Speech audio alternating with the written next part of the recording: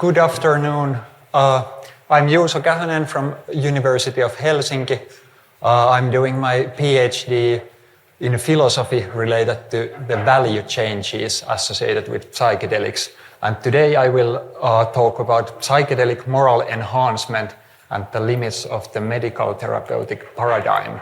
I will start about the psychedelic medicalization and the non-clinical uses, then go to the psychedelic moral enhancement discussion, and then explain my own proposal for psychedelic-assisted value exploration related to fostering inner sustainability. And finally, I will discuss some ethical considerations. The medical therapeutic paradigm or medicalization of psychedelics could be defined as this phenomena where psychedelic substances and experiences become understood, regulated, and practiced primarily through a medical framework. And this arguably has occurred to some degree. It's not a positive or negative phenomena in itself, and I'm no means against medical use or medical research. More, this is about whether it becomes the dominant lens through which we see psychedelics. And two questions I'm trying to tackle: what are the problems and limitations of this medicalization, and what are the other potential non-clinical ways to use psychedelics in a societally beneficial way? These four are the main critiques of medicalization we see in the literature. First is the marginalization of non-clinical uses. I will talk about it more soon. Then we have the decolonial critiques. We have already heard about those, and I won't go much into those. They concern the risk of appropriation, exploitation, and marginalization of non-Western traditions and communities. Then there are issues around equity, inclusion, and access. There is the risk that legal psychedelic therapy may become a luxury of the affluent and privileged populations. And finally, there are questions related to individual rights and liberties. Is it in first place a right to grant legal privileges only to medical use? Yeah. Recently, the non-clinical uses of psychedelics are becoming increasingly discussed in the literature. Here is a quote from a very recent paper on Psychedelics Beyond Medicine by Caraccio et al., where they state that overtly myopic focus on medical model of psychedelics risks obscuring or inappropriately marginalizing so-called non-medical uses of psychedelics. And they point out that the vast majority of psychedelic use now and in the future will probably be non-medical, and that it has a long history. And also this consensus statement from the Hopkins-Oxford Psychedelic Ethics Working Group. They have 10 main statements, and the 7th was recognition of the legitimacy of diverse motivation to engage with psychedelics. This is a rough sketch of different types of non-clinical uses, excluding the moral enhancement, which I will talk later on. I won't talk much about this, but just a little bit sketch the terrain.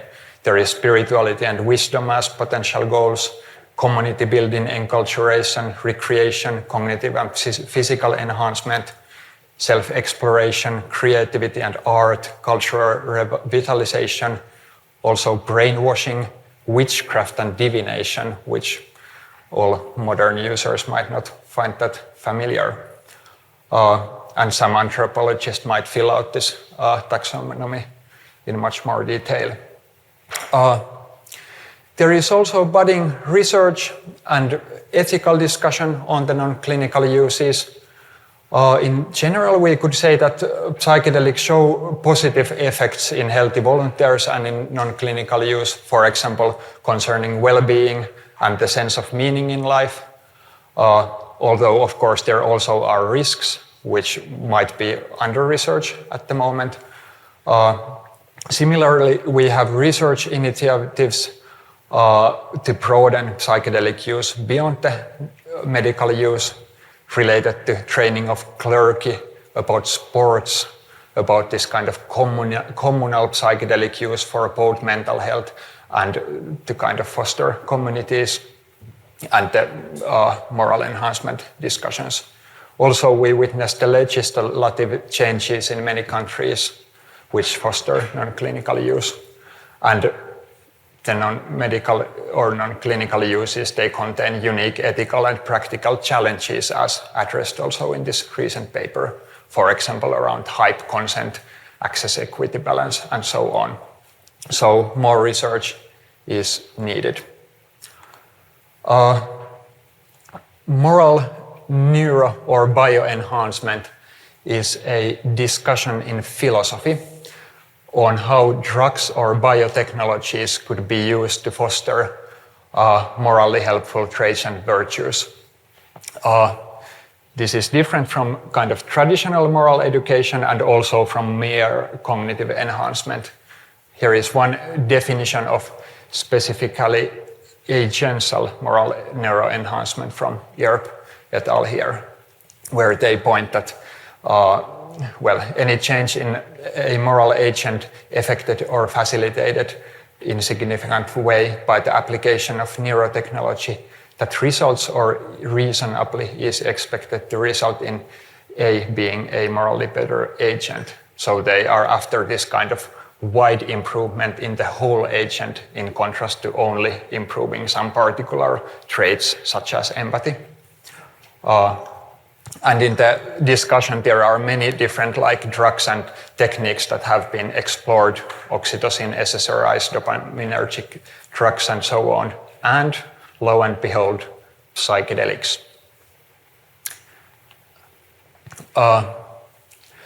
Psychedelic moral enhancement. In the discussion on this topic, psychedelics have been identified as perhaps the most promising and plausible option for moral enhancement. In contrast to many alternatives, they have quite much empirical backing, also some other options have, but what is special about psychedelics is that they also have relevant real-world history of such use. And they seem to cause changes in higher order capacities of the agent instead of crudely altering some single function such as empathy, which might be problematic because if you enhance only, let's say, empathy, that might be in some context be very good for morality, but not in all contexts. So we are more after this kind of higher order flexible enhancement. Thirdly, psychedelics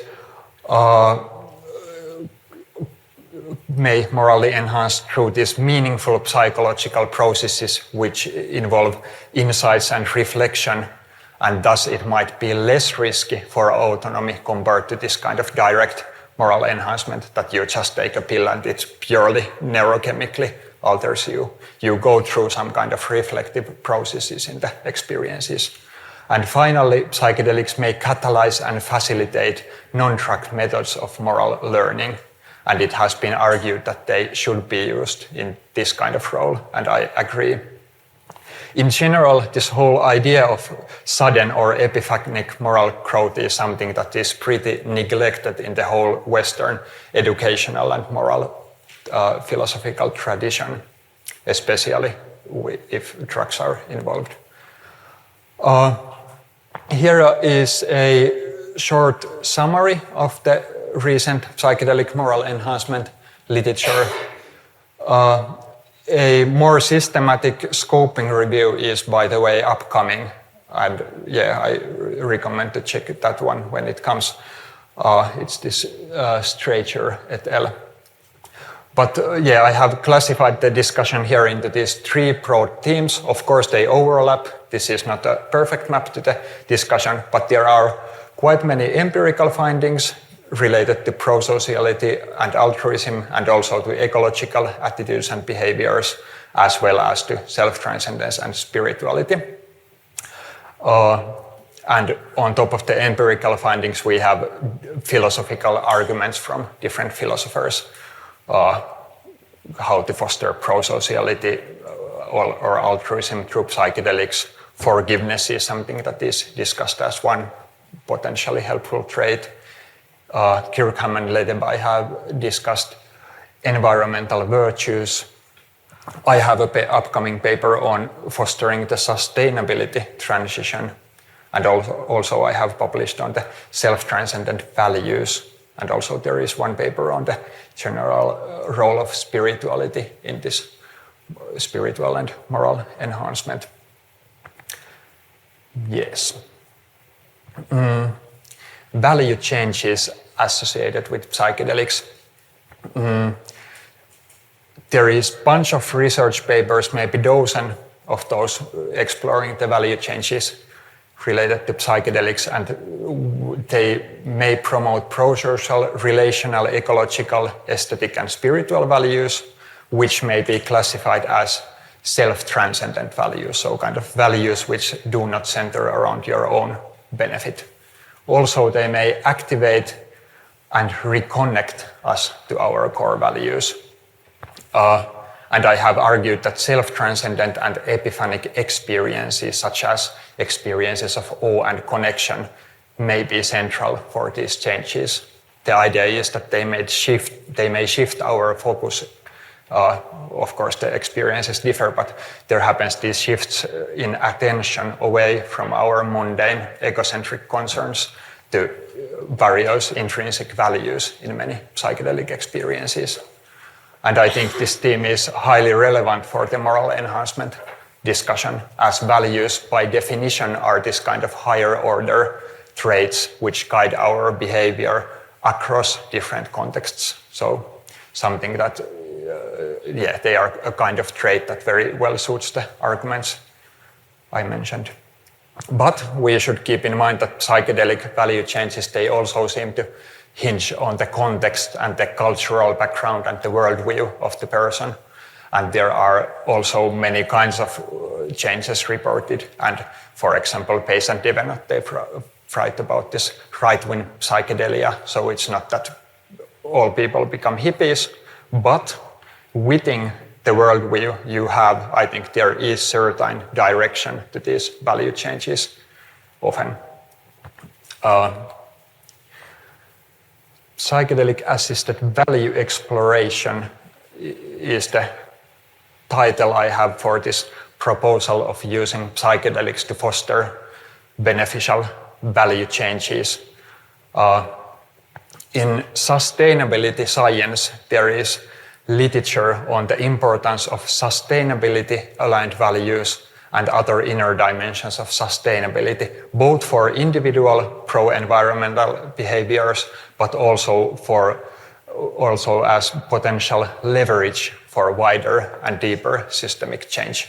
Here is only a couple of references, but there is a wider literature and discussion.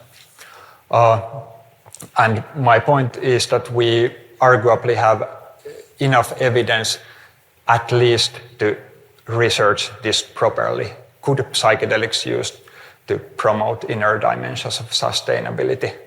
And I propose that we should try combining them with other methods which have like research backing that they might foster these traits associated with inner sustainability, such as nature immersion and mindfulness practices and reflection on values.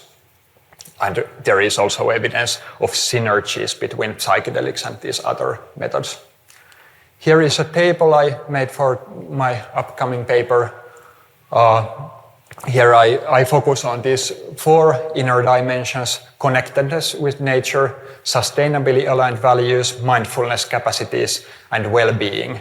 And all of these have research backing in the sustainability literature that they promote sustainability outcomes, and all are promoted by psychedelics. In this table I have classified the studies. There is like M is meta-analysis and C is correlational studies, CA is causal evidence. And with psychedelics, quite much of the evidence is correlational. So I emphasize that we need more and better research also to be sure that this holds.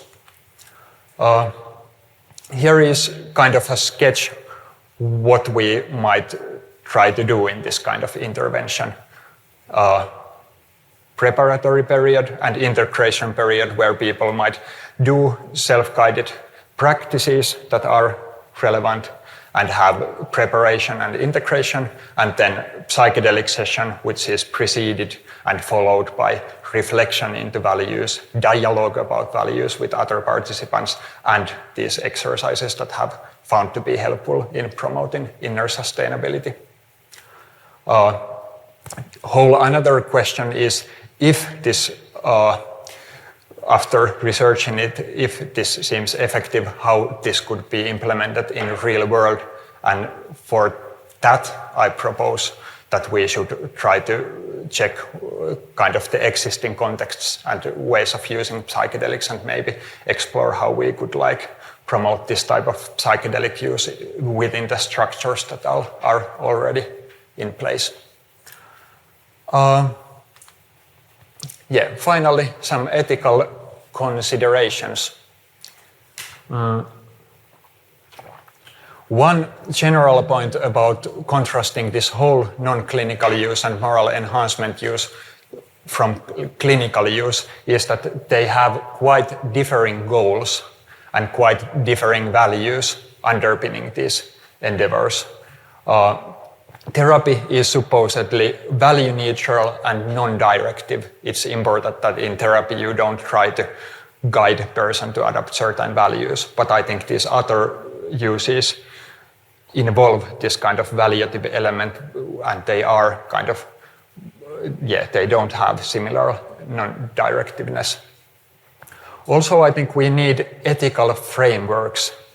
Unlocking psychedelic use for moral and ecological growth, it requires ethical frameworks which are ethically grounded and value-laden, and which could support ethical reflection and action which is oriented towards flourishing not only the individual but also the community and the more than human world. Obviously, we also need to address ethical risks. There for sure are many risks, for example, related to individual autonomy, and strict guidelines are required to avoid these problems. Fourthly, if we want to enhance morality, we also should engage in deep ethical inquiry to ground these kind of interventions.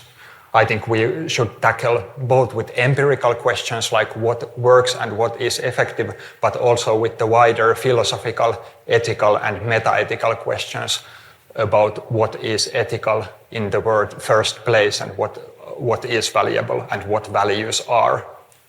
And final, fifth point, I suggest this kind of open-ended inquiry instead of imposing values. There is the obvious risk that we might establish some kind of psychedelic-assisted gulags or brainwashing stations, and we definitely want to avoid that. And because of that, I think instead of imposing set of desirable set of values, we should facilitate deliberation and reflection into values and promote capacities which can support living and acting according to values, and maybe promote kind of tendencies that are relatively universally agreed upon to be morally beneficial, such as virtues like compassion, gratitude, and what you have. Okay, I think this is what I had to say. Thank you for your time.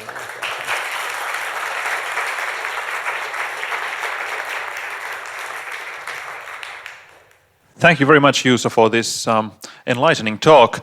Before we go into questions, I will mention that Juuso is also a spoken word artist, and you might hear a little bit of him if you do come to the conference dinner this evening, for which there are exactly 2 spots left. So if you still haven't bought a ticket and want to join, please register at our online store. Questions, I think, over there was the first hand, so I'll go back there first. Well, thanks for speaking on this topic. I agree with most of what you have been getting at. But I wanted to ask about something that came up in the end. Like you were joking a bit about the psychedelic-assisted gulags, but I think it's a valid concern because if we unlock this as a tool for value and belief change, then what would stop anyone to use it as they please, right? It kind of seems like this would require almost a global agreement on what is a valid reason to use this. Because if we come up with this here in European countries, anyone else could adapt this for their own purpose, right? So what are your thoughts on that in terms of how to move forward with this in the next steps? Like what do we need to do to prevent that from happening? Yeah, it's a good question. I think, well, on the other hand, we already are seeing psychedelic use by various groups with very different values and political views. And it's kind of already happening that people are using in this kind of way of enculturation into different settings and views. Then I'm thinking also in general education, and there is literature on climate nudging or this kind of different policies and practices that we try to inculcate kind of beneficial values and attitudes in society, and it's also kind of nothing new. And we also do different already. There are many interventions which aim to promote sustainability, and I think in that sense, it's nothing new. But of course, psychedelic are extremely powerful tools, and I think they need more care and more kind of discussion around them. Thank you. That was super interesting, and I think this is a really important topic. You mentioned the role of aspiration, and I believe you mentioned this in your talk 2 years ago as well, and the not wanting to do psychedelic brainwashing and not to impose values, but to encourage deliberation and reflection on morality. And I completely agree. What I'm curious about is, isn't that in some sense a value that is almost implicitly imposed, that we should deliberate and reflect on morality? You could argue that that is itself a value. So, and again, I actually agree with you, but I'm just curious how you would navigate that or deal with that. Thanks. Yeah, you are right. And I think maybe it's kind of an ideal not to impose values, or I think practically perhaps we never can kind of talk or do anything without in some very subtle fashion kind of imposing values, or they are always present in our actions. But I think there is a huge gradient, how much you respect the individual autonomy and whether you try to kind of persuade and brainwash somebody, or whether you kind of have the intention to kind of engage in honest dialogue and reflection. Yeah, I think it's a kind of huge gradient, and maybe it's not something that is that we maybe can never be totally value neutral and totally non-imposing, but I think we can go quite far. Yeah, thank you. It's indeed very interesting, but I would suggest also to consider political implications if this is proposed as an agenda. For example, imagine that a very conservative or right-wing blogger would have been here. They might then tweet about, those leftist academics want to use psychedelics to make us all more woke. So there might be some backlash, and it might be all the late 60s, early 70s again. So I am a bit skeptical if it's wise to promote moral enhancement through psychedelics. Yeah, it's a concern. One way to respond, or I think there is probably much about moral enhancement that also the right-wing people could agree with, or I think there are quite many values that are shared. And also if we look on this diagram, it's from Schwartz value theory, and there the point is that all people have all of those values, but what is different is how they are, or what is your kind of emphasis on different values. And I think, that is one point. And then we have also tendencies such as pro-sociality, generosity, other like moral virtues which seem to be quite like universally agreed upon. And I think the political issues, those are like difficult, and I think that requires much care. And also my point is not to kind of try to super much influence persons like political views per se, but like more affect the inner dimensions of sustainability. Thank you for these questions, and thank you once again, Juuso. Yeah, thank you.